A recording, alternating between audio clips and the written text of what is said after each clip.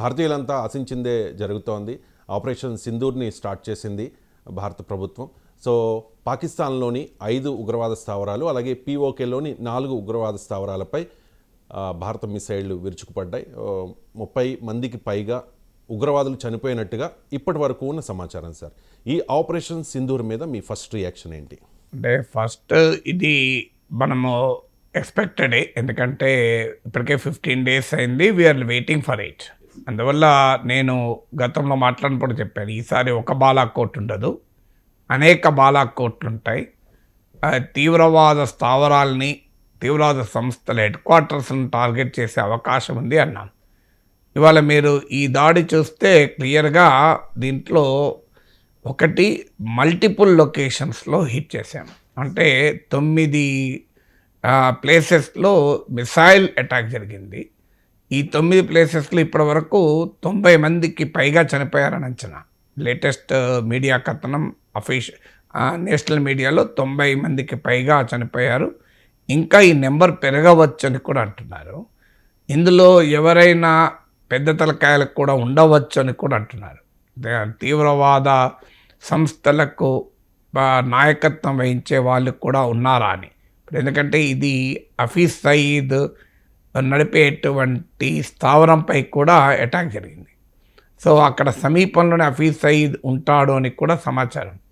So అందువల్ల ఎవరైనా prominent టెర్రరిస్టులను target కూడా చేసి ఉండవచ్చు అని ఈ సమాచారం మనకు ఫ్యూ అవర్స్లో తెలుస్తుంది. సో అందువల్ల మొదటిది ఇది మల్టిపుల్ లొకేషన్. మీకు బాలాకోటేమో ఒకటే లొకేషన్ పైన స్ట్రైక్ చేశాం. ఇది మల్టిపుల్ స్ట్రైక్స్, అంటే 9 ప్లేసెస్లో స్ట్రైక్ చేశాం. ఇది మొదటి పాయింట్. రెండవది, మీకు ఇందులో క్లియర్గా మీకు ఈ దాడి ఎక్కడ పాకిస్తాన్ మిలిటరీ టార్గెట్స్ని మనం అటాక్ చేయలే. బాలాకోట్లో కూడా అదే చేశాం. పాకిస్తాన్ మిలిటరీ టార్గెట్స్ని అటాక్ చేయలే. ఒక రకంగా చెప్పాలంటే ఇది surgical strikes plus Balakot strikes and more అని చెప్పాలి. ఎందుకు సర్జికల్ స్ట్రైక్స్ అంటే పాకిస్తాన్ ఆక్యుపైడ్ కశ్మీర్లో జరిపే దాడుల్ని సర్జికల్ స్ట్రైక్స్ అంటాం. ఎందుకు అంటే పాకిస్తాన్ ఆక్యుపైడ్ కశ్మీర్ భారత భూభాగంగా మనం భావిస్తాం.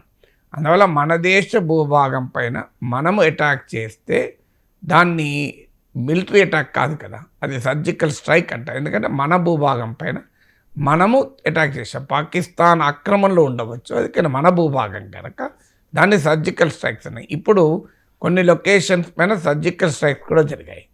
అదే సమయంలో బాలాకోట్ స్ట్రైక్స్ అంటే ఇప్పుడు కూడా అలాంటి స్ట్రైక్స్ అవి ఏంటంటే పాకిస్తాన్ టెరిటరీలోకి వెళ్ళి దాడి జరగడం.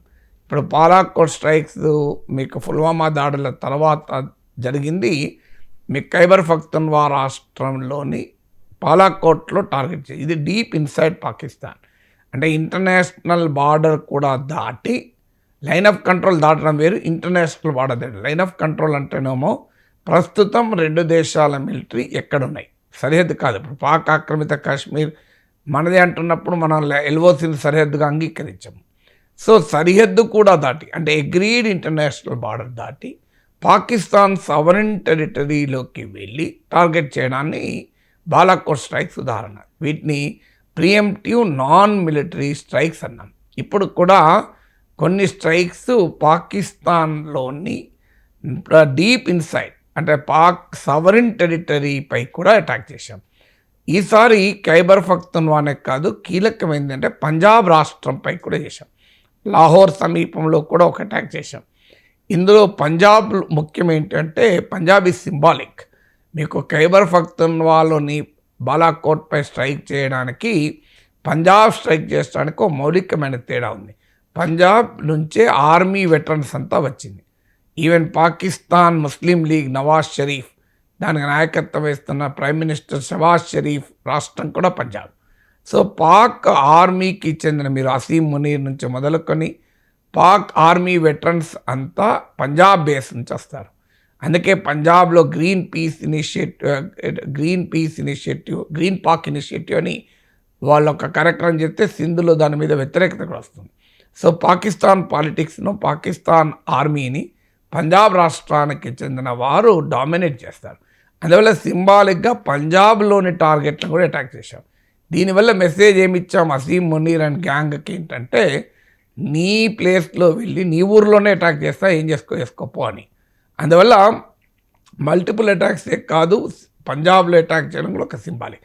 ఇందులో మనము మిసైల్స్ ఇప్పుడు వస్తున్న సమాచారం ఏంటంటే, ఇండియన్ టెరిటరీ నుంచి ఫైర్ చేసిన మిసైల్స్ ద్వారా అటాక్ చేశాం. మనం ఏ మిసైల్ వాడామో ఇంకా సమాచారం రావాలి. బహుశా బ్రహ్మోస్ మిసైల్ వాడి ఉంటామా అని. బ్రహ్మోస్ మిసైల్ ఏమో భారత్ రష్యా కలిపి సంయుక్తంగా చేసినటువంటి మిసైల్. సో బ్రహ్మపుత్ర మస్కోవా నదులకు కలిపితే బ్రహ్మోస్ అంటాం. సో ఆ బ్రహ్మోస్ క్షిపణి ఇండియా ప్రొడ్యూస్ చేయడమే కాకుండా ఎక్స్పోర్ట్ కూడా చేస్తుంది. సో ఆ బ్రహ్మోస్ క్షిపణి వాడామా, మరి ఇంకో క్షిపణి వాడామా, ఇంకా సమాచారం రావాలి. కానీ క్లియర్గా మిసైల్స్తో టార్గెట్ చేశాం. పాక్ మిలిటరీ అసెట్స్ను వేటిని మనం టార్గెట్ చేయలేదు, పాకిస్తాన్ సివిలియన్స్ను కూడా మనం టార్గెట్ చేయలేదు. ఇక మరో ముఖ్యమైందంటే, బాలాకోట్లో స్ట్రైక్ చేసింది ట్రైనింగ్ క్యాంపును, అంటే తీవ్రవాదుల శిక్షణా శిబిరాన్ని టార్గెట్ చేశాం.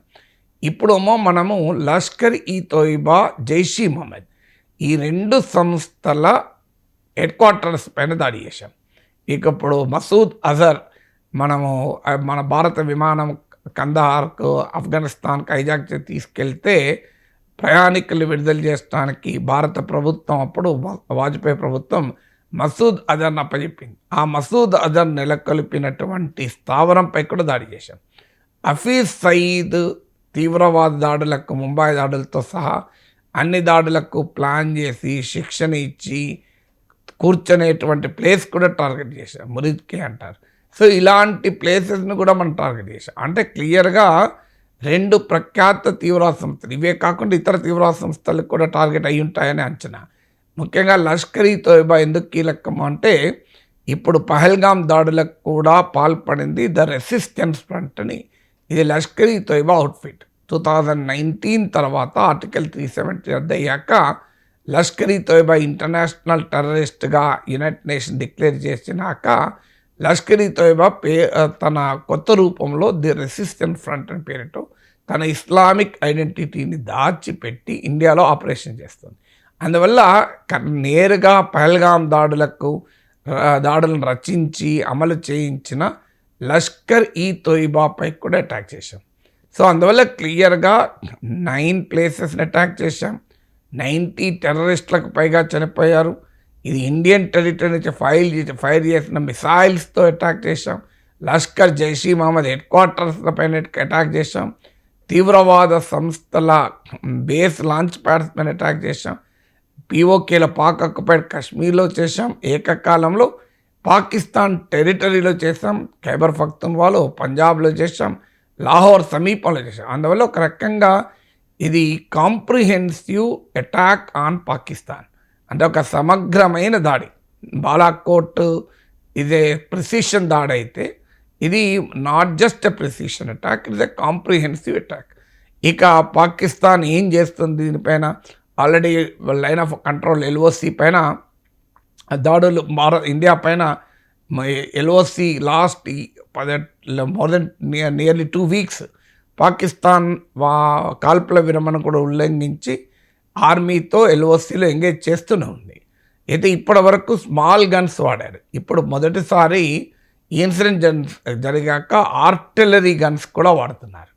సో అందువల్ల ఆర్టిలరీ గన్స్ వాడుతుంటే ఇండియన్ ఆర్మీ రెస్పాండ్ అవుతుంది ఎల్ఓసి దగ్గర. సో ఎల్ఓసి దగ్గర ఆల్రెడీ మొదలైంది దీని రియాక్షన్. ఇక తర్వాత ఏం చేస్తుంది పాకిస్తాన్? మళ్ళీ భారత్ పైన కౌంటర్ దాడి చేస్తుందా, సో ఇండియన్ స్థావరాల పైన అటాక్ చేస్తుందా అనేది చూడాలి. ఎందుకంటే మనమంటే భారతదేశంలోకి పాకిస్తాన్ తీవ్రవాదాన్ని ఎగుమతి చేస్తుంది కనుక తీవ్రవాదం పైన దాడి చేశాం, తీవ్రవాదుల స్థావరాల పైన దాడి చేశాం. పాక్ సివిలియన్ టార్గెట్స్ పైన అటాక్ చేయలే, పాక్ మిలిటరీ టార్గెట్స్ పైన అటాక్ చేయలే. అంటే వార్ ఎస్కలేట్ ఇది వార్ రూపంలో యుద్ధం స్థాయికి పోకుండా చాలా జాగ్రత్తగా అటాక్ చేశాం. అంటే ఇండియా యుద్ధాన్ని కోరుకోవడం లేదు అనేది చాలా స్పష్టమైన సంకేతం పాకిస్తాన్కి ఇచ్చాం, ప్రపంచానికి ఇచ్చాం. యునైటెడ్ నేషన్ చార్టర్లో ఉన్న రైట్ టు డిఫెన్స్ను ఉపయోగించుకుంటున్నాం. మా పైన దాడి చేసిన వారిపైన మేము దాడి చేస్తాం, మా పైన దాడి చేయడానికి ఉపక్రమించిన వారిపైన మేము న్యూట్రలైజ్ చేస్తాం. ఈ స్టాండ్ మనం తీసుకున్నాం. ఇప్పుడు పాకిస్తాన్ మళ్ళీ రిటాలియేట్ చేయాలంటే ఎక్కడ చేయాలి? ఇండియన్ మిలిటరీ స్థావరాలపైన చేస్తే అది డైరెక్ట్ వార్ అవుతుంది. సో మనమేమి పాకిస్తాన్ బెలూచిస్తాన్ లిబరేషన్ ఆర్మీకి ట్రైనింగ్ క్యాంప్ ఇండియాలో లేదు కదా. మనమేమి ఖైబర్ పఖ్తూన్వాలో పనిచేసే టెహరీక్ తాలిబాన్ ట్రైనింగ్ క్యాంప్ ఇండియాలో ఎక్కడా లేదు కదా. పాకిస్తాన్ పైన దాడులు చేసే ఏ సంస్థ ఇండియా నుంచి ఆపరేట్ కావడం లేదు. ఇప్పుడు మరి ఎవరిపైన దాడి చేస్తారు అనేది మనం చూడాలి. ఇప్పుడు పాకిస్తాన్ రిటాలియేట్ చేయగలుగుతుందా, చేస్తే ఎక్కడ చేయాలి? ఇప్పుడు ఇండియన్ మిలిటరీ అసెట్స్ పైన దాడి చేస్తే మాత్రం చాలా సీరియస్ ఇష్యూ అవుతుంది. ఎందుకంటే it is nothing but a war. ఇప్పుడు మనం ఎస్కలేట్ చేయలేదు ఇప్పటి వరకు. అందువల్ల ఇప్పుడు ఆల్రెడీ మనం ఇది ఈ మిలిటరీ అఫెన్సివ్కు ఇమీడియట్గా ప్రాపగండా అఫెన్సివ్ మొదలుపెట్టింది పాకిస్తాన్. ముందు ఇండియన్ సోల్జర్స్ను ప్రిజనర్స్ ఆఫ్ వార్గా పట్టుకున్నాం, యుద్ధ ఖైదీలుగా అన్నారు. తర్వాత అలాంటిది ఏమీ లేవని కూడా అంగీకరించారు. కానీ ఈ దాడి బాలాకోట్ దాడేమో జరగలేదని పాకిస్తాన్ వాదిస్తూ వచ్చింది. పాకిస్తాన్ వాదన ఏంటంటే బాలాకోట్లో ఏం జరగలేదు, ఇవన్నీ కహానీలు చెప్తుంది భారతదేశం అని. Pakistan refuse to acknowledge the attack. కానీ ఇప్పుడు మాత్రం పాకిస్తాన్ యాక్సెప్టెడ్ అటాక్ జరిగింది అని. అయితే మనం 9 ప్లేసెస్లో అటాక్ చేశామని భారత్ నుంచి వస్తుంటే వార్తలు 4 ప్లేసెస్లోనే అటాక్ చేశారు, 3 ప్లేసెస్లో అటాక్ చేశారని పాకిస్తాన్ తగ్గించి చెప్తోంది. ఎందుకంటే పాకిస్తాన్ ఆర్మీ పైన, పాకిస్తాన్ పొలిటికల్ లీడర్స్కి ఇది ఒక చెప్పుదెబ్బ లాంటిది. అందువల్ల సహజంగానే వారు దీన్ని అండర్మైన్ చేస్తారు. ఎందుకంటే ఇప్పటికే Pak army, Pak political leadership legitimacy కోల్పోయి ఉన్నారు కనుక ఇప్పుడు పాక్ ప్రజల్లో వ్యతిరేకతను ఎదుర్కోవటానికి, మోహన్ చాటేసుకోవటానికి దీన్ని నాన్ సీరియస్ ఆపరేషన్గా చెప్తారు. కానీ ఈసారి మాత్రం ఎక్నాలజీ కూడా చేశారు అటాక్ జరిగింది అని. సో రిటాలియేట్ చేసే ప్రమాదము, చేసే అవకాశం అయితే ఖచ్చితంగా ఉంటుంది. ఎందుకంటే ఇంత జరిగాక ఊరుకోరు కదా. కానీ ఎక్కడ చేస్తారనే దాన్ని బట్టి ఫర్దర్ ఎస్కలేషన్ ఆధారపడి ఉంటుంది. ఇండియా కూడా ఇదేమీ అయిపోయింది అని ఏం చెప్పలేము మనం. ఈ 9తో కథ ముగిసింది, ఇక మేము సాటిస్ఫై సమాప్తమే అంటలేము మనం. అందువల్ల మేబీ పాసిబుల్ అటాక్స్ లేదా ఇదొక రొటీన్గా ఉండవచ్చు. సో ఎక్కడ క్రాస్ బార్డర్ అటాక్స్, ఇప్పుడు సర్జికల్ స్ట్రైక్స్ అయింది, బాలాకోట్ స్ట్రైక్స్ అయినాయి, ఇప్పుడు 9 ప్లేసెస్లో ఆపరేషన్ సింధూర్ అయింది. This may become a new normal. So అప్పుడప్పుడు అడప మనకు సమాచారం వచ్చినప్పుడల్లా ఈ తీవ్రవాద స్థావరాలపైన అటాక్ చేసే అవకాశం కూడా ఉంటుంది. ఎందుకంటే ప్రిసిషన్ ఇంటెలిజెన్స్తో జరిగిన అటాక్ ఇది. ఇప్పుడు కరాచీ సమీపంలో జరిగిన అటాక్ కానీ, మీకు ఈ హఫీజ్ సయీద్, మసూద్ అజర్ల క్యాంపులకు దగ్గరగా కూడా అటాక్ చేయడం అంటే మామూలు విషయం కాదు. సో అందువల్ల చాలా ప్రిసిషన్ సమాచారంతో అటాక్ చేశాం. సో మనకు ఇంకా పూర్తి సమాచారం రావాలి. దీన్ని వెంటనే మనం డిప్లొమాటిక్ అవుట్రీచ్ కూడా మొదలుపెట్టాం. ప్రపంచ దేశాలతో మాట్లాడుతున్నాం, ప్రపంచ దేశాధినేతలకు తెలియజేస్తున్నాం. పాకిస్తాన్ కూడా అర్థం కావాల్సిందంటే 5 ఏళ్ల కిందటి ప్రపంచం కాదు ఇది, 10 ఏళ్ల కిందటి ప్రపంచం కాదు, 20 ఏళ్ల కిందటి ప్రపంచం కాదు. ఇప్పుడు కార్గిల్ యుద్ధం జరిగినప్పుడు మన దేశ భూభాగంలోకి చొరబడినా మనము బార్డర్ ఎల్ఓసి దాటలే. వాజ్పేయి ప్రభుత్వం క్లియర్ ఆర్మీకి ఇచ్చిన ఆదేశం ఏంటంటే ఎల్ఓసి దాటకూడదు అని. ఎల్ఓసి ఈవెన్ సరిహద్దు పక్క పెట్టండి, ఎల్ఓసి దాటకూడదని. వాడు మన లోపలికి వచ్చి మన చొరబడి బంకర్లలో దాక్కుంటే మన భూభాగంలోనే వాళ్ళు అటాక్ చేశాను తప్ప సరిహద్దు దాటడం పక్క పెట్టు, ఎల్ఓసి దాటలే. కానీ ఎందుకు అప్పుడున్న ప్రపంచం వేరు, ఇప్పుడున్న ప్రపంచం వేరు. వాజ్పేయి చేతకాని వాడు కాదు కదా. సో అందువల్ల దేశంలో 1971లోనే ఇందిరాగాంధీ ప్రభుత్వ హయాంలో ఉన్నప్పుడే బంగ్లాదేశ్ విమోచన సమయంలో 90,000కు పైగా సైనికులు లొంగిపోయారు ఇండియాకు. సో పాకిస్తాన్కు మనము చాలాసార్లు బుద్ధి చెప్పాం. కార్గిల్లో వాజ్పేయి ప్రభుత్వ సమయంలో బుద్ధి చెప్పాం, బంగ్లాదేశ్ విమోచన సమయంలో అప్పుడు ఇందిరాగాంధీ ప్రభుత్వ హయాంలో బుద్ధి చెప్పాం. ఇలా చాలాసార్లు బుద్ధి చెప్పాం, ఏం కొత్త కాదు. అందువల్ల ఈ బుద్ధి చెప్పిన క్రమంలో అప్పుడున్న పరిస్థితులు వేరు, ఇప్పుడున్న పరిస్థితులు వేరు. ఇప్పుడు ప్రపంచానికి అర్థమైపోయింది ఎందుకంటే ఈ తీవ్రవాదం ప్రమాదకరము అని. ఎందుకంటే గ్రోయింగ్ అసహనం పెరుగుతుంది ప్రపంచంలో. అందువల్ల ఇప్పుడు పాకిస్తాన్ ఐసోలేట్ అయి ఉన్న సమయంలో, ఒక ఎకనామిక్ క్రైసిస్లో ఉన్న సమయంలో మనం ఈ దాడి చేసాం. అయితే ఈ దాడి మనము ఐసోలేట్గా చూడవద్దు. ఈ దాడితో ఎకనామిక్ అటాక్ కూడా చేసాం, ఫిజికల్ అటాక్. ఇప్పుడు ఫైనాన్షియల్ యాక్షన్ టాస్క్ ఫోర్స్ దగ్గరికి వెళ్తున్నాం, IMF దగ్గరికి వెళ్తున్నాం. పాకిస్తాన్ డబ్బులు ఇవ్వద్దని, పాకిస్తాన్ గ్రే లిస్ట్లో పెట్టండి, తీవ్రవాదం ఫైనాన్స్ చేస్తుంది, సింధు జలాల ఒప్పందాన్ని నిలిపివేశాం, ట్రేడ్ కంప్లీట్గా ఆపివేశాం. ఇలా సిరీస్ ఆఫ్ మెజర్స్లో భాగంగా దీన్ని చూడాలి. అందువల్ల it is a significantly higher level attack compared to Balakot. బాలాకోట్తో పోలిస్తే in terms of quantity and క్వాలిటీలో ఇది హయ్యర్ అటాక్ లాగా క్లియర్గా కనబడుతుంది. చూడాలి మన పాకిస్తాన్ మన వాళ్ళ వివరణ ఎలా ఉంటుంది, పాకిస్తాన్ రెస్పాన్స్ ఎలా ఉంటుంది. సో జరిగిన దానికి రీకన్సైల్ అయిపోయి నోరు మూసుకొని కూర్చుంటారా, లేదా మళ్ళీ ఇండియా పైన అటాక్ చేయాలని ప్రయత్నం చేస్తారా? ఇక్కడ మనకు S-400 మిసైల్ డిఫెన్స్ సిస్టమ్ కూడా ఉంది. అంటే రష్యా నుంచి కొన్న S-400 మిసైల్ డిఫెన్స్, అమెరికా ఆంక్షల్ని కూడా ఎదుర్కొని కొన్నాం. అది పాకిస్తాన్ నుంచి వచ్చేటువంటి మిసైల్స్ను ఆపగలుగుతుంది. సో అందువల్ల చూడాలి what will happen next. Pahalgam దాడికి ప్రతీకారంగా భారత్ 9 ఉగ్రవాద స్థావరాలపై దాడి చేసింది. సో దీన్ని యుద్ధంగానే భావిస్తాము అని చెప్పి షహబాజ్ షరీఫ్ అంటూ ఉన్నారు. సరే, దీన్ని యుద్ధంగానే భావించాల్సిన అవసరం ఉందా? ఇది యుద్ధమేనా భారత్ చేసేది? ఇప్పుడు దీన్ని ఏంది, ఆల్రెడీ ఇండస్ ట్రీటీని మనము నిలిపివేయడం కూడా యుద్ధంగానే భావించారు. ఇది రెండోసారి యుద్ధంగా భావించడం. ఇప్పుడు మేము మీరు ఇండస్ వాటర్ ట్రీటీని ఆపి మాకు నీళ్లు కనుక రాకపోతే నదుల్లో రక్తం వస్తుందని బిలువాలు బుట్టలు అంటూ వ్యాఖ్యానించారు కూడా. దాన్ని యాక్ట్ ఆఫ్ వార్గానే భావిస్తాం, అవసరమైతే న్యూక్లియర్ అటాక్ చేస్తామని కూడా మాట్లాడుతూ వచ్చారు. అందువల్ల అది ఆల్రెడీ వార్ సింధు నదీ జలాలను ఆపడంతోనే యాక్ట్ ఆఫ్ వార్ మొదలైంది. ఎన్నిసార్లు మొదలవుతుంది యుద్ధం? 10 సార్లు మొదలు కాదు కదా. సో అందువల్ల పాకిస్తాన్ ఎందుకు ఈ మాట చెప్తుంది అంటే, పాకిస్తాన్ టెరిటరీలోకి వచ్చి ఇండియన్ మిసైల్స్ అటాక్ చేశాయి కనుక, సాధారణంగా సరిహద్దు దాటి ఒక సావరిన్ ల్యాండ్, ఒక దేశానికి చెందిన సార్వభౌమాధికారం కలిగిన ప్రాంతంలో దాడి చేస్తే యుద్ధమే అంటారు. సరిహద్దు దాటితే నార్మల్ లాంగ్వేజ్లో అంటారు. ఇప్పుడు భారత్ మిసైల్స్ పాకిస్తాన్లోని పిఓకే, పాక్ ఆక్యుపైడ్ కశ్మీరే కాదు, పాకిస్తాన్ మెయిన్ ల్యాండ్లో కూడా తాకాయి కనుక దీన్ని యాక్ట్ ఆఫ్ వార్ అని వారి భాష. కానీ ప్రపంచంలో యాక్ట్ ఆఫ్ వార్ యాక్ట్ను డిఫైన్ చేసే దాంట్లో ఒక ప్రిన్సిపల్ ఏంటంటే ప్రియంప్టివ్ స్ట్రైక్స్ అంటారు. అంటే ముందస్తు దాడులు, రైట్ టు డిఫెన్స్ అంటారు, రక్షణకు ఉండే హక్కు. ఇదన్నీ ఇంటర్నేషనల్ లాలో, కన్వెన్షన్స్లో ఎస్టాబ్లిష్డ్, గ్లోబల్ డిప్లొమసీలో ఎస్టాబ్లిష్డ్. సో అందువల్ల మీరు ప్రపంచవ్యాప్తంగా ఐక్యరాజ్య సమితి చార్టర్ కూడా అంగీకరించేది రైట్ టు సెల్ఫ్ డిఫెన్స్. అంటే నీపై దాడి జరిగి సర్వనాశనమైనా కూరుకుంటావా? క్రెడిబుల్ ఎవిడెన్స్ ఉన్నప్పుడు ఆ దాడుల్ని నివారించడానికి కూడా అటాక్ చేస్తాం.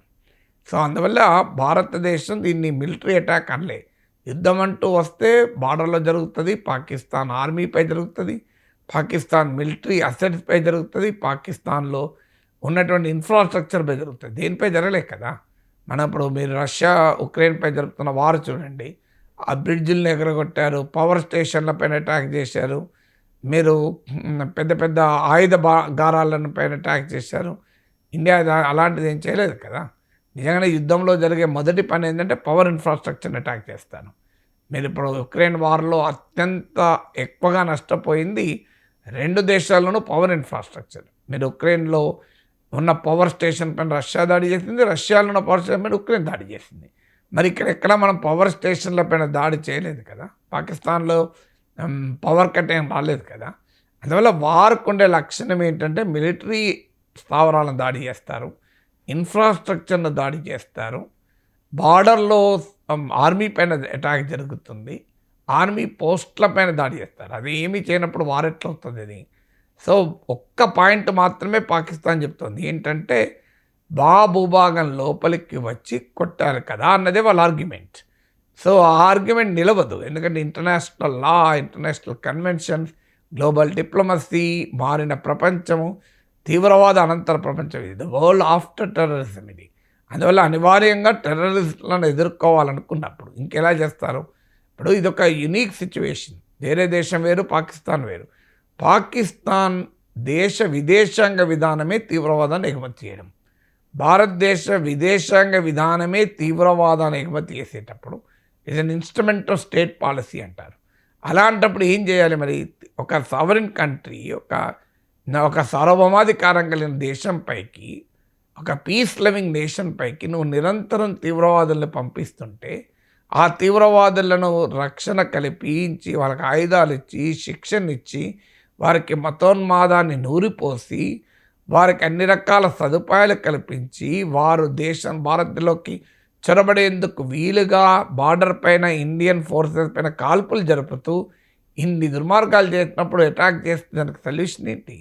అటాక్ చేయకుండా ఊరుకుంటారా? సో ఇది సావరిన్ ల్యాండ్ కదా, మేము అక్కడ ఏమీ చెయ్యమని అంటారా? సో యుద్ధంలో అది సాధ్యమయ్యే పనే కాదు. సో అందువల్ల ఇది వార్ కాదు. వార్ దాకా ఎస్కలేట్ చేయాలని పాకిస్తాన్కి ఏమైనా కోరుకుంటే ఉండవచ్చేమో, కానీ India is not indulging in war. మనం ఎక్కడా పాక్ మిలిటరీని టార్గెట్ చేయలేదు. పాక్ తీవ్రవాద స్థావరాలను టార్గెట్ చేసింది. పాకిస్తాన్ ఏం చెప్తుంది? వాళ్ళు మా ఆర్మీకి సంబంధం లేదు, వాళ్ళు నాన్ స్టేట్ యాక్టర్స్ అంటున్నారు, రాజ్యేతర శక్తులు అంటున్నారు. రాజ్యేతర శక్తులు మరి టార్గెట్ చేస్తే పాకిస్తాన్ కూడా సంతోషపడాలి. నిజంగా చెప్పాలంటే ఈ దాడి జరిగినందుకు భారత్కు పాకిస్తాన్ కృతజ్ఞతలు చెప్పాలి.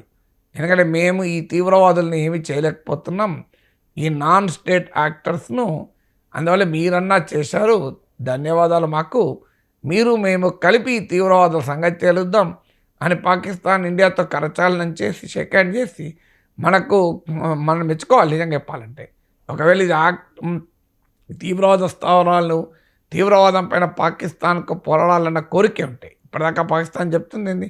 మేము విక్టిమ్ ఆఫ్ టెర్రరిజం, మాపై కూడా దాడి జరుగుతోంది, 800 మంది చనిపోయారు అని రకరకాలుగా చెప్తున్నారు కదా. నిజమే, దాడి కూడా చేస్తున్నారు కదా. ఈ తీవ్రవాద మూకలు పాకిస్తాన్పై కూడా దాడి చేస్తున్నాయి. అందువల్ల మంచిదే, మేము కలిపి చేద్దాం. నిజంగానే పాకిస్తాన్ చెప్తున్న నరేటివ్ కరెక్ట్ అయితే పాకిస్తాన్ తరఫున అమెరికా లాంటి దేశాలకు కూడా పాకిస్తాన్ ఇది also a victim of terror అని కహానీలు చెప్తారే. ఈ కహానీలు నిజమైతే మరి ఇండియా పాకిస్తాన్ కలిపి అటాక్ చేద్దాం. ఇప్పుడు ఇండియన్ మిసైల్స్కు పూలదండలు వేయాలి పాకిస్తాన్, మరి ఆహ్వానించాలి. వెరీ గుడ్, 9 చేస్తారా, ఇంకో 20 ఉన్నాయి, ఇక్కడ ఉన్నది అక్కడ ఉన్నది, చూడండి మా ఈ హఫీజ్ సయీద్ ఇక్కడ ఉంది, మసూదర్ మద్రసా అక్కడ ఉంది అని పాకిస్తాన్ వాళ్ళు మనకు ఇంటెలిజెన్స్ ఇచ్చి కావాలంటే ఎంబడొచ్చి అటాక్ చేయాలి, చేస్తాను అది. అందువల్ల it's not at all an act of war, it's a preemptive non military strike. Balakot strike తరహాలో దీన్ని ప్రియంప్టివ్ నాన్ మిలిటరీ స్ట్రైక్. ఇది మిలిటరీ ఆపరేషనే కాదు. మిలిటరీ ఆపరేషన్ అయితే ఇలా ఎందుకు ఉంటుంది? ఇదేంటంటే ప్రపంచమంతా దీన్ని ఎస్కలేట్ చేయకండి, ఇప్పుడు యునైటెడ్ నేషన్స్ సెక్రటరీ జనరల్ ఖండిస్తూనే ఎస్కలేట్ చేయకండి, అమెరికా నుంచి మొదలుకొని అన్ని దేశాలు కూడా దీన్ని ఎస్కలేట్ ఇంకా దీన్ని పెంచకండి అని పిలిపిస్తున్నారు కదా. సో ఇండియాను అగ్రెసర్గా, పాకిస్తాన్ విక్టిమ్గా చూపేటువంటి ఒక దివాలా కోరు ఎత్తుగడిది Pakistan prime minister reaction. India మరి ఇప్పుడు చూద్దాం, నిజంగానే యాక్ట్ ఆఫ్ వార్ అయితే పాకిస్తాన్ కూడా మరి వారు దిగాలి కదా, దిగుతుంది చూద్దాం. యాక్ట్ ఆఫ్ వార్కు వారే ఉంటుంది కదా పరిష్కారం. సో అందువల్ల మరి బాలాకోట్ అప్పుడు ఇలాగే అన్నారు. సో అందువల్ల it is not at all an act of war. India never said, India will never do it. భారతదేశం ఇంత ఫైల్గాన్ దాడి జరిగిన తర్వాత పాకిస్తాన్ నాయకులు నోటికొచ్చిన మాట్లాడారు తప్ప ఇండియన్ లీడర్షిప్ ఎవరైనా ఒక్కరైనా, ప్రైమ్ మినిస్టర్ హోమ్ మినిస్టర్ పక్క పెట్టండి, జూనియర్ మంత్రి అయినా ఎవరైనా మేము పాకిస్తాన్ పైన అణ్వాయుధాలు వేస్తామని అన్నారా? ఎక్కడ నెవర్. ఒక్క ఆఫీషియల్ స్టేట్మెంట్లేని అన్నారా? కానీ పాకిస్తాన్లో డిఫెన్స్ మినిస్టర్ నుంచి మొదలుకొని రష్యాలో రాయబారి వరకు ఎవడు పడితే వాడు మేము అణుబాంబులు వేస్తాం, అణ్వాయుధాలు వేస్తాం అని మాట్లాడారు కదా. ఎవరు ఇర్రెస్పాన్సిబుల్ అర్థమవుతుంది కదా ప్రపంచానికి.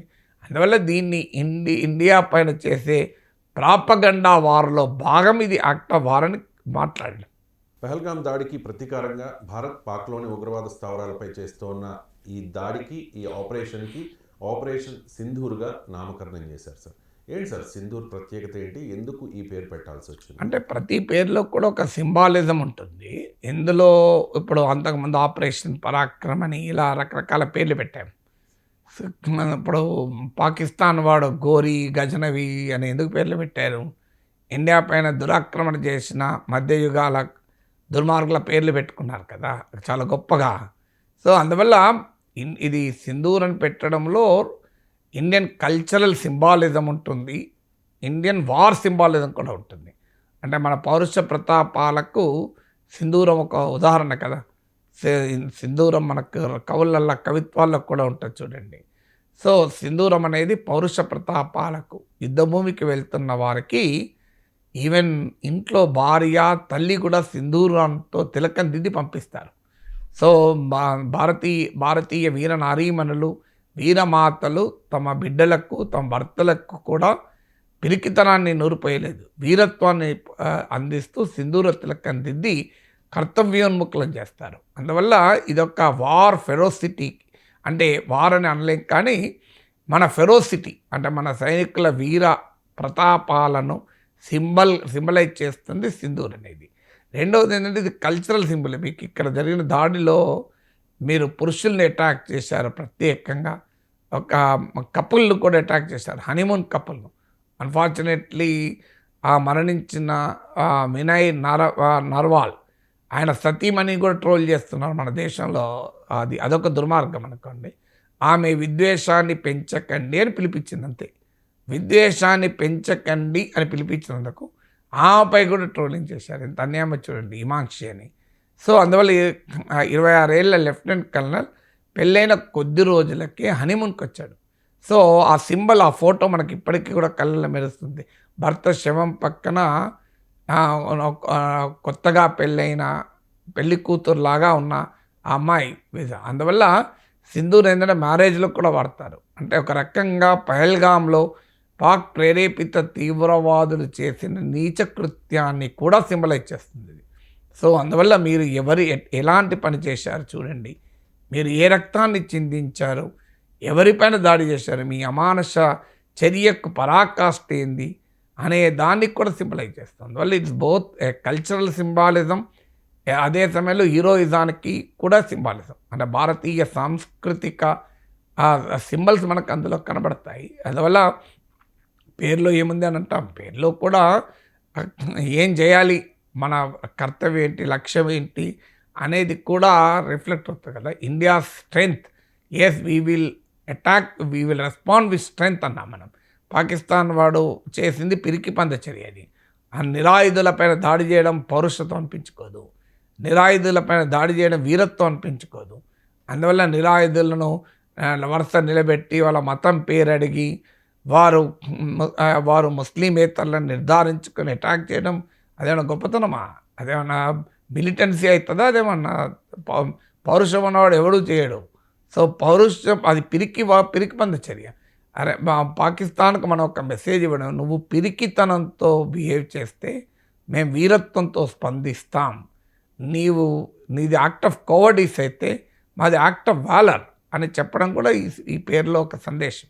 పహల్గాం దాడి తర్వాత భారతీయులంతా కోరుకున్నారు, ఖచ్చితంగా గట్టి బదులు ఇవ్వాలి, గట్టి గుణపాఠం చెప్పాలి పాకిస్తాన్కి అని చెప్పి. భారతీయులు ఆశించినట్టుగానే జరిగింది. ఆపరేషన్ సింధూర్ పేరుతో 9 ఉగ్ర స్థావరాలపై భారత మిసైళ్లు మెరుపు దాడి చేసి దాదాపు 100 మందికి పైగా ఉగ్రవాదులు చనిపోయినట్టుగా ఇప్పటి వరకు ఉన్న సమాచారం. సార్, షహబాజ్ షరీఫ్ అంటూ ఉన్నారు ఇది యాక్ట్ ఆఫ్ వార్ అని చెప్పి. సో వాట్ నెక్స్ట్ అనేదే ఇప్పుడు క్వశ్చన్. What next sir? అంటే ఒకటి మనకు అర్థం కావాల్సిందంటే ఒక సింగిల్ చర్య వల్ల తీవ్రవాదం అంతం కాదు. ఇట్స్ ఎ సిరీస్ ఆఫ్ చర్యల వల్ల మాత్రమే మనం తీవ్రవాదాన్ని ఎదుర్కోగలం. అందువల్ల ఇది it's not an event, it's a process. So చాలామంది భావోద్వేగాలతో దీన్ని ఈవెంట్గా చూస్తారు. ఇప్పుడు ఉదాహరణకు మనకు యూరిలో అటాక్ జరిగింది, 19 మంది సైనికులు చనిపోయారు. దాని తర్వాత మనం సర్జికల్ స్ట్రైక్ జరిపాం. తర్వాత పహల్గాం మీకు పుల్వామా జరిగింది, సిఆర్పిఎఫ్ జవాన్లు 40కి పైగా చనిపోయారు. తర్వాత మన బాలకోట్ స్ట్రైక్ చేశాం. తర్వాత ఇప్పుడు పహల్గాం దాడి జరిగింది. ఇప్పుడు మనం అందులో 27 మంది చనిపోయారు. మళ్ళీ మనము ఆపరేషన్ సింధూర్ పేరిట అటాక్ చేశాం, 90 నుంచి 100 మంది చనిపోయారు అంటున్నారు. సో ఈ cycle of attacks and counter attacks ఏం తెలియజేస్తుంది? కేవలం మిలిటరీ ఆప్షన్ ద్వారా మాత్రమే తీవ్రవాదాన్ని పూర్తిగా అంతం చేయలేం అని చెప్పి మిలిటరీ ఆప్షన్ ఉండకూడదా? ఖచ్చితంగా మిలిటరీ ఆప్షన్ ఉండాలి. అందువల్ల surgical strikes correct, Balakot strikes correct, operation Sindoor correct. దీంట్లో ఏమీ భిన్నాభిప్రాయానికి అవకాశం లేదు. కానీ ఈజ్ ఇట్ అడిక్వేట్ అంటే అక్కడే ప్రశ్న. ఇది సరైన చర్య, చాలినంత చర్య అన్నదే క్వశ్చన్. చాలినంత చర్య ఏంటి? ఒకటి, మనము కాన్స్టాంట్ ప్రిపేర్నెస్. ఏ రకమైన భద్రతా లోపాలు లేకుండా జాగ్రత్త పడాలి. దొంగతనం జరగటానికి దొంగ చేస్తే దొంగ పనే కాదు, మన అజాగ్రత్త కూడా కారణమవుతుంది. మనం ఇంట్లో అయినా ఓ ప్రయాణంలో ఉన్నైనా నా బ్యాగ్ దొంగతనం అయింది, వాడి దొంగ గుణం వల్లనే దొంగతనం అయింది అనుకుంటే పొరపాటు. మన అజాగ్రత్త కూడా అందుకు దోహదం చేస్తుంది. అందువల్ల మనం భద్రతాపరమైన కట్టుదిట్టమైన ఏర్పాట్లు జరగాలి. ఎందుకంటే ఆల్రెడీ పహల్గామ్లో దాడి జరిపిన వారు ఇంకా దొరకలేదు, ఇంకా వాళ్ళు అంతం కాలేదు. ఇంకో 70 మంది ఫారిన్ టెర్రరిస్టులు కశ్మీర్ లోయలో ఉన్నారు అని అనుమానం. సో దేశంలోని ఇతర ప్రాంతాల్లో కానీ కశ్మీర్లో కానీ అలజడి సృష్టించటానికి పాక్ ప్రేరేపిత మూకలు, వారికి అండగా ఉండే స్థానిక స్లీపర్ సెల్స్ ఏదైనా చర్యకు ఉపక్రమించవచ్చు. అందువల్ల ప్రభుత్వము ప్రజలు అప్రమత్తంగా ఉంటూ ఫర్దర్ అటాక్స్ లేకుండా జాగ్రత్త పడాలి. ఎందుకంటే ఒక పెద్ద భూకంపం వచ్చిన తర్వాత ట్రెమర్స్ వస్తాయి. సో అందువల్ల ఇంత పెద్ద ఇన్సిడెంట్ జరిగాక పాకిస్తాన్ ప్రత్యక్షంగానో పరోక్షంగానో ఇండియా పైన రెస్పాండ్ అయ్యే ప్రయత్నం చేస్తుంది. ప్రత్యక్షంగా ఘర్షణ పడే ధైర్యం లేనప్పుడు ప్రాక్సీ వార్ చేస్తుంది. అందువల్ల పాకిస్తాన్ టెర్రర్ ఇన్ఫ్రాస్ట్రక్చరు మనము 9 ప్లేసెస్లో అటాక్ చేశాం, కానీ ఆ టెర్రర్ ఇన్ఫ్రాస్ట్రక్చర్ మొత్తం ధ్వంసం కాలే. అందువల్ల still that infrastructure is alive. అందువల్ల ఈ ఎల్ఓసి పైన ఫైరింగ్ కూడా జరుగుతోంది. దీంతో మరికొంతమంది లోపలికి ఇన్ఫిల్ట్రేట్ చేసే అవకాశం ఉంటుంది. అందువల్ల India should be prepared with perfect security operators. అంటే సెక్యూరిటీ లోపాలు జరగకుండా మనం జాగ్రత్త పడాలి. ఎందుకంటే ఈ పహల్గాం దాడి తర్వాత ఆల్ పార్టీ మీటింగ్లో కేంద్ర ప్రభుత్వం అంగీకరించింది భద్రతాపరమైన లోపం జరిగింది అని. ఎందుకంటే అక్కడ ఎవరు కూడా 4,000 టూరిస్టులు ఉన్నా ఒక్క జవాన్ లేడు. So that itself is an indication of security lapse. It's a big security lapse. అందువల్ల ఆ సెక్యూరిటీ ల్యాబ్సెస్ ఇక్కడ జరగకుండా, శత్రువుకు అవకాశం ఇవ్వకుండా, శత్రువు మరింత రెచ్చిపోయే పరిస్థితిలో ఉంటాడు. ఇప్పుడు Pakistan army, Pakistan political leadership అవమాన భారంతో కుతకుతలాడుతుంటారు. సో అవమాన భారంతో ఉన్నవాడు ఏ పనికిమాలిన చర్యకైనా దిగే ప్రమాదం ఉంటుంది. అందువల్ల మనము అప్రమత్తంగా ఉండాలి. ఇది మొదటిది, అంటే సెన్స్ ఆఫ్ ప్రిపేర్డ్నెస్ ఉండాలి. 2, దీని యాక్ట్ ఆఫ్ వార్గా పాకిస్తాన్ ప్రకటించింది కనుక there can be a response, a retaliatory response, ప్రతీకార చర్య ఉండవచ్చు. ప్రతీకార చర్య బహుశా సివిలియన్ టార్గెట్స్ పైన పాకిస్తాన్ అటాక్ చేస్తుందని అనుకోను. ఎందుకంటే మనమే మిలిటరీ టార్గెట్ని అటాక్ చేయనప్పుడు సివిలియన్ టార్గెట్ను పాకిస్తాన్ అటాక్ చేస్తుందా అనేది అనుమానాస్పదమే. కానీ ఒక పిచ్చివాన్ చేతిలో రాయి ఉంటే ఎటు విసురుతాడో ఎవరమో అంచనా వేయలేము. కానీ బట్ స్కోప్ రిలేటివ్లీ తక్కువ, కానీ చేసే ప్రమాదం కూడా ఉంది. ముఖ్యంగా మీకు మిలిటరీ స్థావరాల పైన గురిపెట్టే అవకాశం ఉంటుంది. అందువల్ల రెండవది మనము we have to secure hour military infrastructure. ఎక్కడెక్కడైతే మన మిలిటరీ ఇన్ఫ్రాస్ట్రక్చర్ ఉందో దాన్ని మనము అప్రమత్తంగా దాన్ని ప్రొటెక్ట్ చేసుకునే ఉండాలి. ఇవన్నీ భారత ప్రభుత్వం చేస్తుంది, నేను చెప్పాల్సిన అవసరం లేదు. కానీ నేను చెప్పేది ప్రజల కొరకు, మా ప్రభుత్వం కొరకు కాదు. ఇది రెండవది. మూడవది ఏంటి అంటే భారత ప్రజల్ని విడగొట్టే ప్రయత్నం చేస్తుంది ఒక భయంకరమైన ప్రాపగండ. దీనికి మనము పడిపోకూడదు. ఎందుకంటే పాకిస్తాన్ ఎజెండా ఏంటి? ఇండియాను మతపరంగా విడగొట్టాలి. ఇండియాను మతపరంగా విడగొడితేనే తన 2 దేశాల సిద్ధాంతం, 2 నేషన్ థియరీ లెజిటిమైజ్ అవుతుంది. అందువల్ల ఇక్కడ ఇండియాలో ఉండే కొంతమంది విద్వేషాన్ని రెచ్చగొడుతూ దీనికి ఊతాన్నిస్తున్నారు. మీకు లెఫ్టినెంట్ కర్నల్ వినయ్ నార్వాల్, ఆయన 26 ఏళ్ళ సైనిక అధికారి, పెళ్ళయి హనీమూన్కు పహల్గాంకి వస్తే తీవ్రవాదులు ఆయన మతం పేరు అడిగి చంపేశారు. ఆయన సతీమణి పాప హిమాన్సి అని ఆ చిన్నమ్మాయి, ఆమె ఇంకా ఆ గాజులు, ఆమె వేషధారణ చూస్తే కొత్త పెళ్లి కూతురులా కనబడుతుంది. ఆ ఫోటో చూసాం. ఆమె ఒక అప్పీల్ చేసింది, దీన్ని మీరు మతం కోణంలో విద్వేషాన్ని రెచ్చగొట్టకండి, కశ్మీరీలపై విద్వేషాన్ని రెచ్చగొట్టకండి అని పిలిపించింది. అంతే. ఆమె చేసిన తప్పు అనుకుంటా, అది వాళ్ళ కొంతమంది దృష్టిలో. అది ఆమె ఏమన్నది, శాంతియుతంగా ఉందాం, దేశాన్ని ఐక్యంగా ఉంచుదామంటే ఆమె పైన విపరీతమైన ట్రోలింగ్ జరుగుతుంది. పాపం భర్తను కోల్పోయారు ఆ చిన్న వయసులో అనే సింపతి, మానవత్వం కూడా ఉండదా మనుషులకు?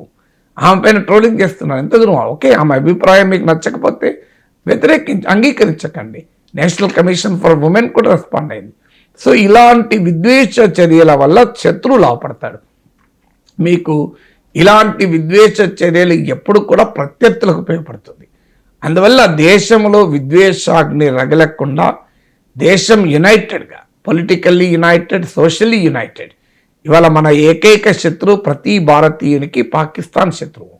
ప్రతి భారతీయునికి పాక్ ప్రేరేపిత తీవ్రవాదులు శత్రువు. ఈ ఫోకస్ పోకుండా పాకిస్తాన్కు ఉపయోగపడేలా మన చర్యలు ఉండకూడదు. సమాజం కూడా అందుకు సిద్ధంగా ఉండాలి. సో అందువల్ల ఒక దశ దాటి భావోద్వేగాలను రెచ్చగొట్టి పాకిస్తాన్ చేయలేని పని మనం చేసుకోవద్దు.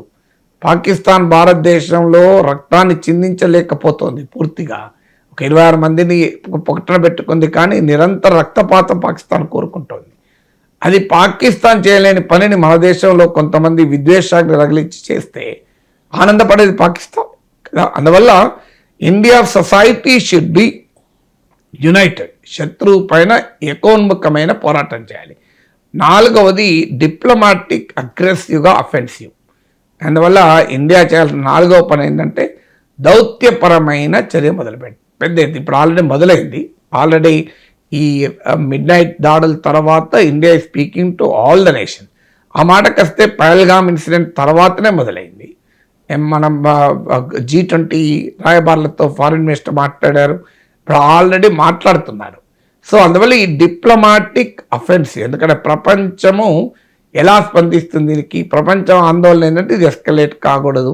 2 అణ్వస్త్రాలు కలిగి ఉన్న దేశాలు కనుక ఇది అనుయుద్ధంగా పరిణమించకూడదు అని.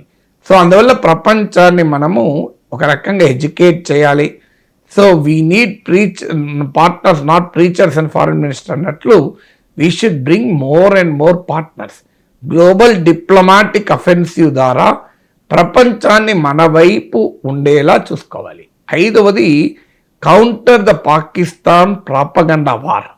పాకిస్తాన్ ఒక భయంకరమైన ప్రాపగండా వార్ మొదలుపెట్టింది. అసలు ఏమీ జరగలేదని మొదలన్నది, అసలు మేమే ఖైదు ఇలా చాలా చెప్తుంటారు. గ్లోబల్గా కూడా పాక్ ప్రాపగండా వార్, ఇదేదో విక్టిమ్గా దీన్ని యాక్ట్ ఆఫ్ వార్ అని ప్రకటించి మాపై భారతదేశం యుద్ధం చేసింది, మాపై భారతదేశం దాడి చేసింది అని మేము అమాయకులం అనే ఒక వాదన పాకిస్తాన్ చేస్తుంటాం. ఇది నాన్ స్టేట్ యాక్టర్, మేము కూడా టెర్రరిజం బాధితులము. ఇది ఈ ప్రాపగండా వార్ను మనం కౌంటర్ చేయాలి. 5వది. 6వది నాన్ మిలిటరీ స్ట్రైక్. ఇది నాన్ మిలిటరీ ఆప్షన్స్ కూడా ఉంటాయి.